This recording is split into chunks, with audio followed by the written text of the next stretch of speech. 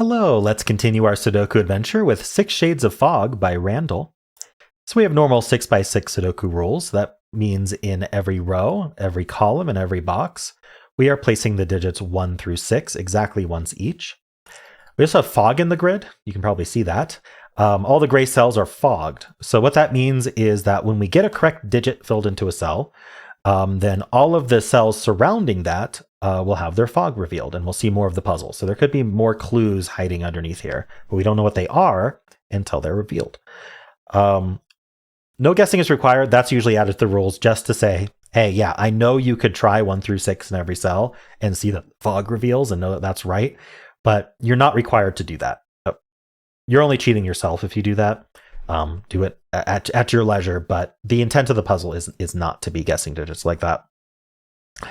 All right, so we also have these blue lines in the grid. They are region sum lines. So the way these work is we sort of segment the line by what box it occupies, and the digits inside the box that are on the line sum to the same amount as each other. So whatever is filled in here, I'm going to use center mark digits so I don't actually reveal fog. Like let's say there was a 3 here. That would mean that these add to 3, right? So we might be able to do 1, 2 there. And then however many cells are in this box that it occupies, if it's 1, maybe it leaves right away, then that would also be a 3, or maybe there'd be another 1, 2 down here, which obviously doesn't work. But anyway, that's the example. So we're splitting it up by what box it occupies. Now, if it re-enters a box, so let me actually just draw a hypothetical line like this.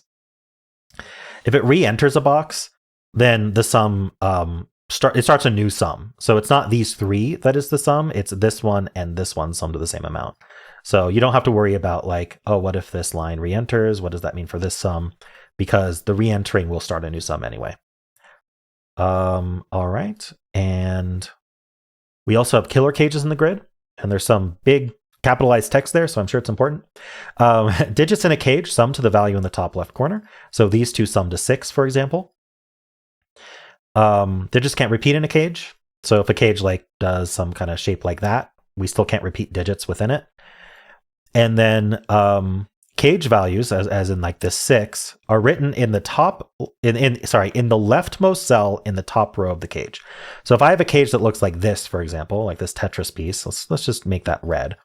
If I had a cage that looked like this, the clue would be here in this cell. If this were here, the clue would be here in this cell. If it did something like this, the clue would be here in this cell. We go to the top row of it, and the leftmost cell in that top row, that's where the clue will be. And that's probably important to know, like, because if you see a cage in the fog, whether or not you see the clue could affect how that shape of the cage could work. And that's it. Those are the rules. There's a link in the description if you'd like to try the puzzle yourself. And I'm going to get started right now. All right, well, let's start. There's not much to start with. Let's start with the 6 gauge. It's either 1, 5 or 2, 4. We know this is the sum of 2 digits, so it's minimum 3. So we can get rid of 1, 2, and 4, 5. And if this was 4, this would be 2 plus 2, because we have to do 4, 2 to finish the 6, which would then put another 2 there. So that doesn't work. So this has to be 5, 1. And it looks like we're right because it revealed fog. That puts another. Let's see. That was a 4 here to add to 5. Okay, so we have a 5 gauge here. That's from 1, 2, 3, 4. We have a 6 gauge here. Now, how does this 6 gauge work? I guess the real question is, can it be 6 and 3? So this is trivially wrong, because if this was 6 and 3, it would be from 1, 2, 3. And we'd have nowhere to put 5 and 6 in this box. So it doesn't turn that way, which means the only other option is to go down. And that would put a 5, 6 here. And that doesn't work because this cell can't be 5 or 6. So actually something we can think about a little bit more generally is this cell is from 2, 3, or 4 because the sum is 5. And we know it touches this cell here. And in fact, because the sum is 5, we know it's got to leave the box right away. We can't do 5 and 3. So if this is 2, 3, 4, this is 1, 2, 3. And actually, does that? Yeah, that means that the 5 and 6 in this box have to go here. So that's definitely not a 6. That's the 5, that's the 6.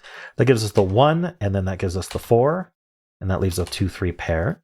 Nice. All right, we got a 7 gauge here. 7 has so many options. I don't even know if I want to fill it. All right, so this is probably where this capitalized rule comes into play. How can this 19 clue be shaped? It's not entering this row at all, because the clue, we already see the clue. It's not entering any of these cells for sure. And it also doesn't enter this cell, because if it entered this cell, then we wouldn't have a cage border down here. If we went down, then this would be empty. It wouldn't have a border. So this 19 clue is exactly these cells here. I'll make that red. So 19 and 5, and again, it can't get up into this cell, these cells. It can't go up. It can't go left, right? We already know it doesn't go left. But it can't go up into here because then the clue would be up here, not here. And it can't enter this cell at all, or the cage wouldn't have drawn that line at the bottom. So 19 and 5, we can think about the outies. This whole box adds to 21. So this one cell that's not in the 19 cage has to be a 2 to get to 21. And that's correct. Nice. Okay. So that's how our cage is. I don't think I need that red anymore. So what's that mean for here?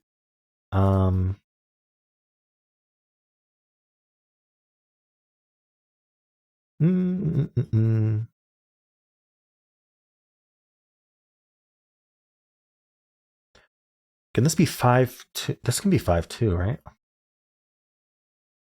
Oh, we have this 2-3 pair looking up. That does make a hidden 2-3. I didn't look at all the Sudoku yet. So that does make this a 5-6 pair, and we know the order. So this has to be a 1-4 pair. So where this is either, it could be either 1 plus 6 or 4 plus 3.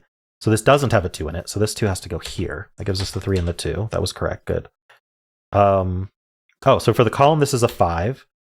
That makes the sum of these two a 5. So that's 3. It gives us the 6 and the 1 and the 4.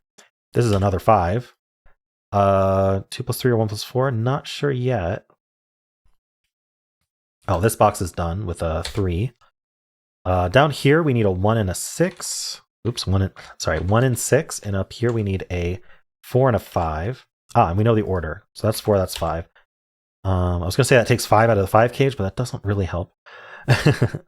Up here, we need a 3 and a 4. We know the order, actually. Okay, no more clues. Deet, deet, doot. Nice. We have 1, 2, 6 here.